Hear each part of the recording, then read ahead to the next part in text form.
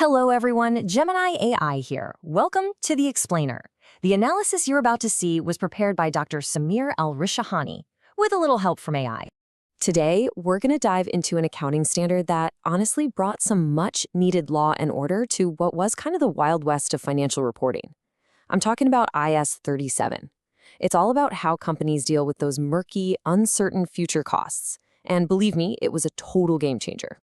You know, this line actually comes from a classic old joke. Picture this. Two accountants are in a job interview. The boss asks the first one, "What's 2 plus 2?" He says, 4. Then he asks the second accountant the same question. The second one leans in and whispers, "What would you like it to be?" Guess who got the job? It's funny, right? But it points to a really serious problem that used to plague financial reporting. And that problem had a name: big bath provisioning. See, before we had clear roles, companies could get pretty creative. When they had a really great profitable year, they'd create these huge, vague provisions for future expenses. This would push their current profit down, making things look nice and stable.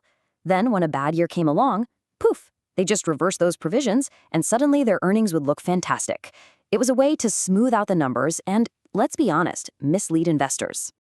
Okay, so how did IAS 37 stop all this? Here's what we're going to cover. First, we'll dig a little deeper into that big bath problem. Then, we'll define what a provision actually is. We'll walk through the 3 key tests for recognizing one, figure out how they're measured, and then we'll tackle contingencies. And finally, we'll wrap it all up by talking about why this standard is so incredibly important. All right, let's get right into it. This whole idea of playing with the profit numbers, this wasn't just some academic theory. It was a real, widespread practice that was seriously messing with the trust and comparability of financial reports all over the world. You can see it wasn't a quick fix. Way back in '78, the rules were super loose, and that's what created the loophole in the first place. It literally took 20 years for the standard setters to finally say, okay, enough is enough. They issued IAS 37 in 1998, and it officially went into effect a year later, finally giving everyone a clear, strict playbook to follow. So what was the secret sauce of this new standard? It all started with getting super strict on definitions, right? If you want to stop the game playing, you first have to define the pieces on the board. So let's ask the big question. What exactly is a provision according to these new rules?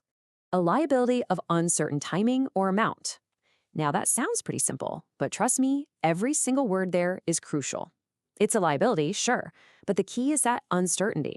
If you know exactly when you have to pay something and exactly how much, say for a regular supplier invoice, well, that's just the payable. It's not a provision. That little bit of uncertainty is what makes all the difference. And before it can even be a provision, it has to check the box for being a liability in the first place. And look at the key phrases here: present obligation and arising from past events. What does that mean? It means a company can't just dream up a provision for something it might do next year. Nope. The obligation has to exist right now because of something that has already happened. And this is where it gets really interesting. An obligation doesn't have to be spelled out in a legal contract. A company can create what's called a constructive obligation just by its own actions. Think about it. If a store has a well-known public policy of no questions asked refunds, they've created an expectation in their customers' minds. From an accounting standpoint, that expectation is just as real and binding as a signed piece of paper. Okay, so we have all these definitions. How does this turn into something accountants can actually use? Well, IAS 37 gives us a super clear 3-part test. You can think of it as a bouncer at the door of the financial statements. It decides what gets in and what stays out. And you have to meet all 3 of these, no exceptions. First, you need that present obligation we just talked about, legal or constructive. Second, it has to be probable that you'll actually have to pay up.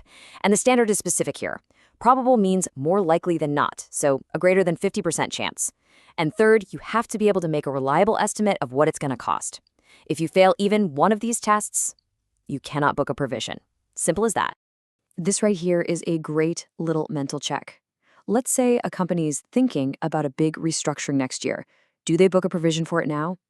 Absolutely not. Why? Because they can avoid the whole thing just by changing their minds. There's no present obligation. Asking this one question can cut through a whole lot of confusion. All right, let's imagine we've passed the 3 tests. We've got our bouncer's approval, a provision is going on the books. Now for the next big question: how much? IAS 37 says you need to use the best estimate, and it actually gives us a couple of ways to figure that out. Basically, there are 2 main ways to do this. For things where you have a whole bunch of similar items, think product warranties on thousands of sales, you use the expected value method. You look at all the possible outcomes and weigh them by how likely they are to happen. But for a single one-off thing, like a big lawsuit, your best estimate might just be the single most likely outcome. Let's make this real with a classic example straight from the standard, calculating a product warranty provision. This is the perfect situation to use that expected value method, because we're not just talking about one product, we're talking about a whole population of them. Okay, let's break down the numbers here. The company looks at its past data to figure out the odds. There's a 75% chance that nothing goes wrong, so that costs $0. Then there's a 20% chance of some minor defects, which would cost $1 million. And finally, a small 5% chance of major defects, costing a hefty $4 million. We just multiply each potential cost by its probability to get its expected value. And when you add all that up, you've got 0 from the no defects group, 200,000 from the minor defects, and another 200,000 from the major defects.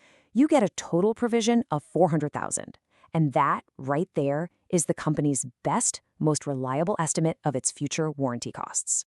So, we've got a handle on what to do when we meet all 3 tests. But what if we don't? What if an obligation is only possible, not probable? Or what if there's just no way to reliably estimate the cost? Well, that's when we enter the world of contingencies. And this is probably the most critical distinction in the whole standard. A provision gets recognized. That means it hits the books. It's a liability on the balance sheet and expense on the income statement. A contingent liability, though, is only disclosed. It's described in the footnotes so investors know there's a potential risk out there, but it doesn't actually change the main financial numbers. Now, when it comes to potential gains, the standard is even more cautious. A contingent asset, let's say a lawsuit you think you're going to win, you don't recognize that at all. You only disclose it, and only if the inflow is probable.